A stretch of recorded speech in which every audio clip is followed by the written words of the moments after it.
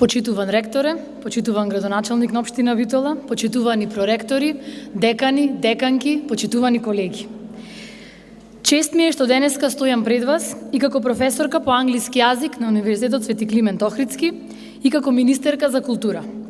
Задоволство ми е да ви пожелам добре дојде на отворениот ден на универзитетот, кој ветува дека ќе биде настан за паметење под мотото нови предизвици. Овој настан е одличен пример за партиципативен пристап и активно партнерство кој обезбедува средина за поддржување на младите и студентите да останат во Битола и да ги направат своите вештини достапни за локалната заедница. Додека ја прославуваме 44 годишнината од формирањето на Универзитетот Свети Климент Охридски, би сакала да ја потенцираме нашата посветеност, да обезбедиме квалитетно образование и квалитетен начин на живот за нашите идни и сегашни студенти. Нашиот универзитет има специфична, хетерогена образовна понуда, која опфаќа различни научни дисциплини и образова профили компатибилни со барањата на тековниот пазар на труд.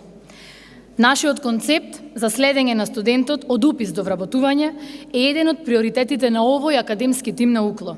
Посветени сме на поддршка на нашите студенти во нивните академски и професионални патувања и се гордееме со сите нивни постигнувања.